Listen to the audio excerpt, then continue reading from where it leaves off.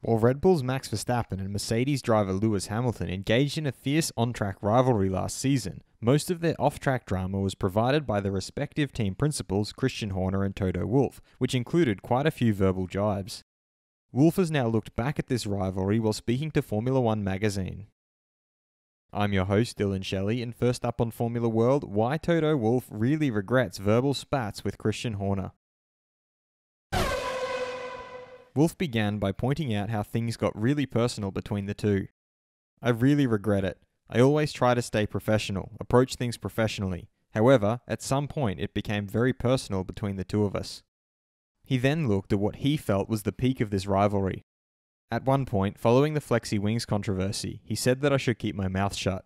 Then I responded by saying he was a windbag and talked too much for the cameras. He signed off by explaining why he shouldn't have made such statements. I shouldn't have said that, because it's a professional relationship, and you know that even your worst enemy has a best friend. So, you have to respect that person, even if you fight a hard duel. Fast feed. Mike Elliott, technical director of Mercedes, feels that the overall performance of the new cars probably won't be much different from the old cars. The cars will look very different, they will perform quite differently, and that is going to be interesting to watch. All of this year's cars will look fairly similar to each other. The differences will all be subtle changes in the aerodynamic shapes, particularly underneath the car. F1 driver Stoffel Vandoorne has stated that you didn't see everything that happened behind the scenes, or the politics, during his time in F1 at McLaren. It's not easy to drive at your best when you know that the team is negotiating with other drivers behind your back.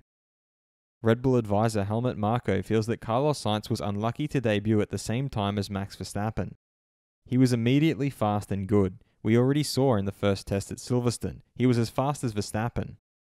Sainz certainly belongs among the top drivers, he has proven that.